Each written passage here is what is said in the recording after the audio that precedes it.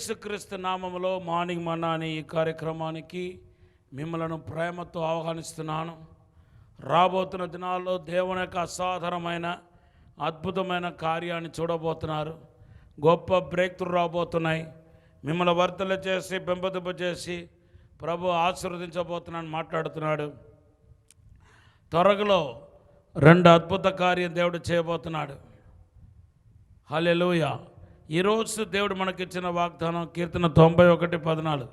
ఈరోజు దేవుడు ఆయనే మీ యొద్దకు వచ్చి ముట్టాలని కోరుకుంటున్నాడు.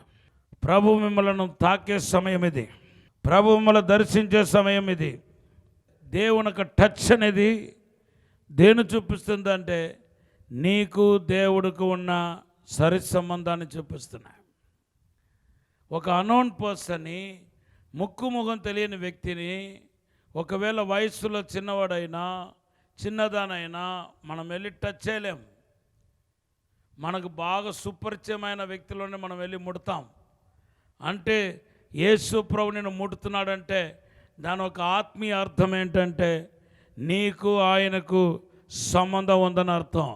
అది కూడా దూరంగా కాదు, దూరంగా ఉన్న మనలను యేసు ప్రభు సమీపస్తులుగా చేస్తాడు.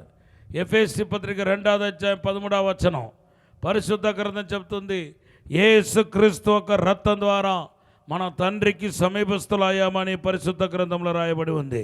అంతేకాదు దేవునికి మనం మొరపెట్టాం, ప్రభువా నన్ను రక్షించండి, ప్రభువా నా యొద్దకు రండి, ప్రభువా నన్ను దర్శించండి అని మీరు మొరపెట్టలేదా?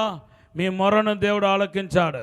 కీర్తన 145:19 అంటుంది, మొరపెడుతున్న వాళ్ళందరికీ ఆయన సమీపస్తుడై ఉన్నాడు.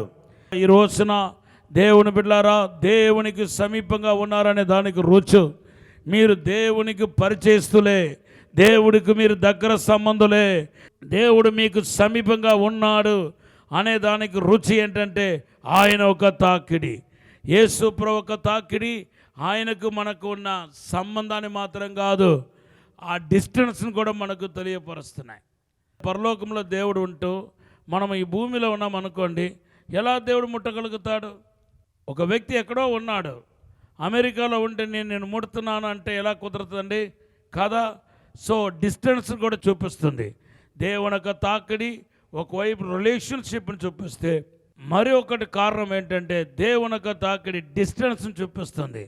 ఆయనకు మనకు ఎంతో దూరంలో లేదు, ఆయన మనకు మరీ సమీపంగా ఉన్నాడని అర్థం. ఎంత ఆశీర్వాదం చూడండి. ఈరోజు దేవుడు నాతో మాట్లాడాడు. ఏమనంటే నేను ముట్టబోతున్నానని మాట్లాడాడు. అంటే దాని ఒక అర్థం ఏంటంటే ఆయనకు మనకు ఎంతో దూరంలో లేదు, ఆయన మనకు సమీపంగా ఉన్నాడని అర్థం. No distance, no barrier. Hallelujah. మనకు ఆయనకు అడ్డు కూడా లేదు.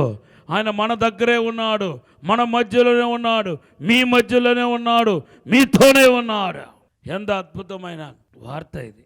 మూడవదిగా, నేను ముట్టబోతున్నానని ప్రభు గనక సెలవిచ్చి ఉంటే దాని ఒక అర్థం ఏంటంటే ఒక వ్యక్తిని మనం ముట్టినప్పుడు కారణాల కొండ ముట్టము. దేవనామానికి స్తోత్రం. ఒక వ్యక్తి అలా వెళ్ళిపోతున్నాడు అనుకోండి, వెళ్ళవద్దు అంటాం.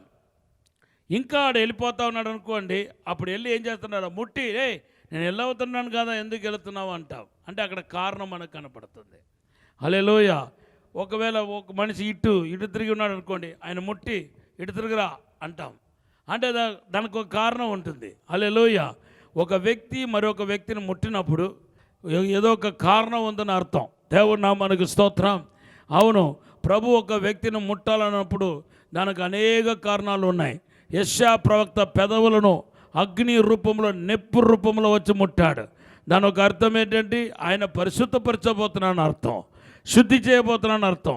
యెషయా గ్రంథం 6:6 మనం చూస్తున్నాం. అంతేకాదు పాత నిబంధనలో దానియేలు కూడా దేవుడు ముట్టాడండి. బైబిల్లో రాయబడి ఉంది, దానియేలు ముట్టగానే ఆత్మీయ నేత్రాలు తెరవబడ్డాయి. 10వ అధ్యాయంలో మనకు కనబడుతుంది. దానియేలు గ్రంథం 10వ అధ్యాయం 1వ వచనంలో. దేవునామానికి స్తోత్రం. అలాగే ఒక కుష్ఠరోగిని కొత్త నిబంధనలో దేవుడు ముట్టాడు. మత్తయి సువార్త 8వ అధ్యాయం 3వ వచనంలో. వెంటనే ఎందుకు ముట్టాడంటే కుష్ఠరోగం తొలగిపోయినట్టుగా ముట్టాడు. ఈ రోజు కూడా దేవుడిని ముట్టబోతున్నాడండి. మార్కు సువార్త 10:16లో చంటి బిడ్డలు దేవుడు ముట్టాడు. కారణం వారు ఆశీర్వదించబడాలని. ఆదికాండం 32వ అధ్యాయం 24-32 వచనాలు చూస్తే యాకోబు తొడగుడ్డును ముట్టాడు. కారణం ఆయన్ని తన సహోదరుని వేరు చేసి ప్రత్యేకపరిచి ఆశీర్వదించడానికి కోసం. దేవుని బిడ్డలారా, ఈరోజు కూడా దేవుడి మిమ్మల్ని ముట్టాలని అనుకుంటున్నాడు. మీ దుఃఖ దినాలని సమాప్తం కాబోతున్నాయి.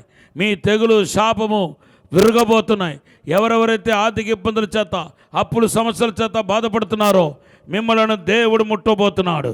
ఆయన గొప్ప అభిషేకం రాబోతుంది.